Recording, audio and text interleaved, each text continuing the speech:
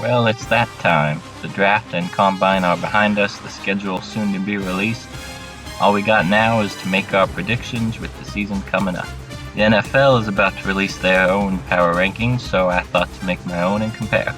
Starting off at number 32, the Carolina Panthers.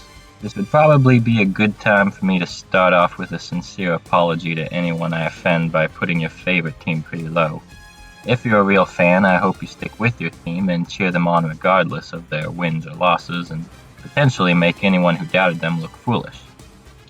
With that said, yes, the Panthers are my lowest ranked team. Originally, I predicted them to have a winless season, but that feels a bit harsh. Surely they will win a game or two somewhere. But the Panthers have struggled since Super Bowl 50, and I'm not sure if releasing Rivera and Newton was the best plan. They picked up a number of defensive players in the draft, which is good.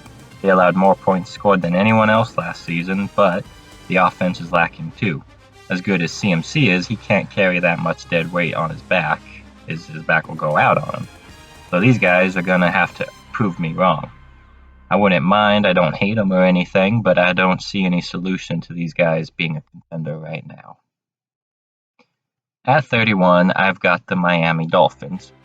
Now this team is, this is a team that I think has huge potential going down the road, maybe next year, maybe a year after that, but I don't think they're ready this season. I do like the pick in Tua Tagovailoa. I know I butchered that name, but Tua isn't at full strength and he's a rookie. The Dolphins have already expressed the interest in Fitzpatrick remaining their starter, so if that's the way they go, then it's a big question when Tua will play and if he'll even start a game this year. But I like the kid's potential. I have heavy hopes for them and this team in the next couple of seasons. Number 30, the Chicago Bears. These guys have also been struggling. There's a lot of question regarding Trubisky, his future, and the recent addition of Foles. I'm very curious to see how this team plays in the coming seasons, but I have very low expectations this year. Hopefully, it'll be a nice year for progress and future improvement, but we'll see. 29, the Los Angeles Chargers. Not sure why that's still so weird to say. Feels like I should be used to the move to LA by now, but anyway, I am happy with their decisions in draft picks. I honestly think it's best to move on from Rivers, and as an Oregon native, but I love the pick in Justin Herbert, but you can't just start a rookie and expect everything to be A-OK from there on out. I think the team should trade for an experienced QB for at least one season while Herbert grows into his new role of leadership and adapts to the changes from college to pro. So in case you haven't noticed, there's a common trend in these bottom picks, teams with a lot of new players, teams that I have very high hopes for in the future, coming hopefully quite soon, in fact, but it takes time for pieces to come together like this. It takes time for rebuilds to work out, so if you're a fan of one of these bottom feeders, keep in mind that they will be improving and moving up the ladder before you even realize what happened. At 28, we have the Cincinnati Bengals. I mean, again, it's a team that has new players and will be needing time to work on their teamwork, but I think the days of the Bengals being the worst team in the league are behind us, and they will hopefully continue to rise through the ranks. I like a lot of their new players. I am a believer in Burrow to bring this team success, although I do think he needs time to settle in with the team, but again, this is a team that should be on people's radar to become a real contender before too long. Number 27, Jacksonville Jaguars. Now, this team I originally had higher because I'm a big fan of the mustached Minshew, but I'm not a fan of much else. Their draft picks, their coaches, their offensive line. Minshew is too new to carry the team, and it feels like that's what they are expecting him to do. I mean, there's even talk now of trading away Fournette, which is a terrible plan. I don't know what's going on with this team, so I don't even know if they'll be going up or down in the future. Until then, they're just stuck in this limbo, weird 27th place. Moving on, 26, the Houston Texans.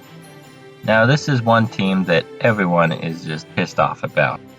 The Texans have been consistently good for several seasons, and you can only be consistent for so long, unless you're the Titans and just destined to go 9-7. But unless you are the Titans, you can be consistent for only so long. You will be better or you will be worse, and I do not have faith in the Texans getting better.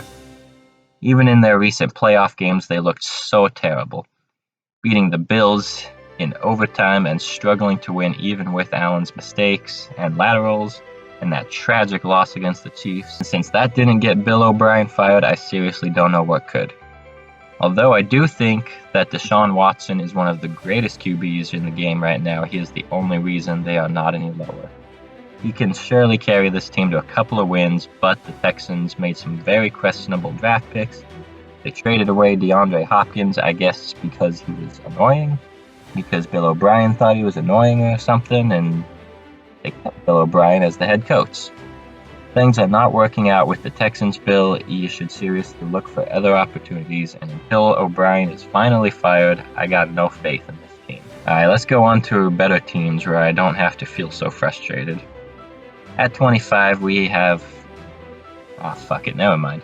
At the 25 spot, we have the Los Angeles Rams.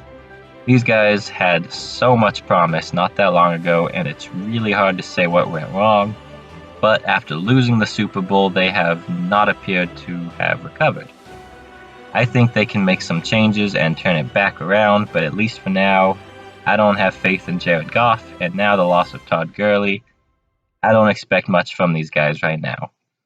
I think McVay can turn it around, but looking at these guys right now, I don't know the plan. I don't know if they even have one, so. Let's go to 24, the Arizona Cardinals. Unlike the Rams, these guys are on the rise. I think they still have a way to go, but Kyler Murray and Kenyon Drake, and now with DeAndre Hopkins, are all great additions, even having close games against tough opponents. I think it won't be long until these guys become a real contender. I'm even a little worried that I might not be taking them seriously enough right now. On to 23, the Jets. I really wanted to put these guys higher, but I just don't see it. I do like Sam Darnold. The best games they had last season were the ones when he was healthy, but he was injured for so long and he had a tough time when he first came back. So as long as he stopped seeing ghosts, I think they got potential to go higher, but until 23 it is. Number 22, the New York Giants. Our other NY team unfortunately has seen some struggles in recent seasons. And now with Eli officially retired, I'm not sure if their recent draft picks will be enough to save them. They have some playmakers on the team, but with their last couple of seasons being so poor, I don't see anything to change that going into this year, but I guess we'll see what happens. At 21, the Washington Redskins. Now I feel like I have to be crazy to put these guys this high. Please tell me I'm crazy, because this team has failed from poor leadership for so long that I don't know if they'll ever be a decent team. I do like Dwayne Haskins, but I'm worried they will start Case Keenum for too long when I think it is time for the rookie to start more games than he has been. I feel crazy to believe in this team, but with enough talent and some changes in leadership, I think they got what it takes to go far, kid. Number 20, the Las Vegas Raiders. Now, I wanted to put these guys higher, hoping that they have a great first year in Vegas, but I don't see it happening. Wish as I might.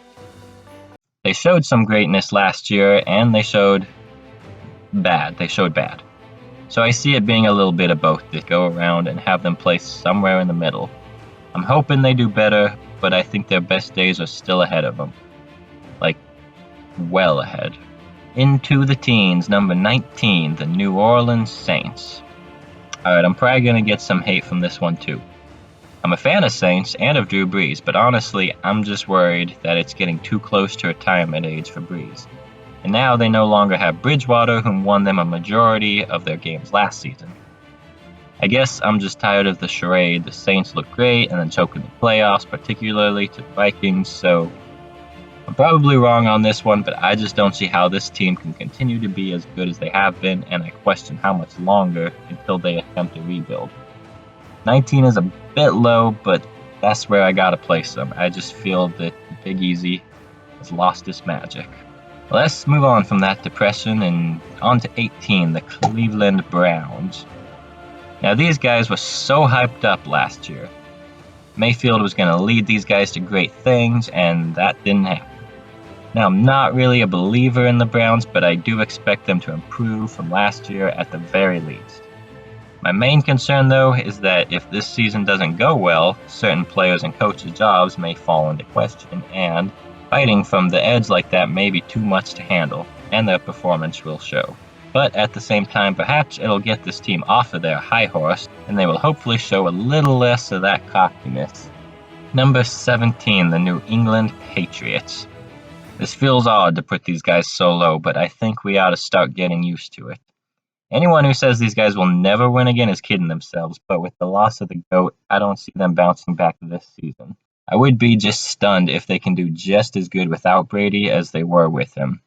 Until they get their team together again and some more strong players, Belichick will have his hands full trying to juggle some wins out of this season. Brady fires, and that's incomplete.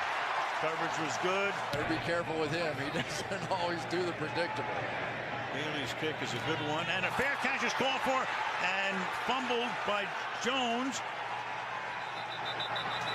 And the Patriots come up with it.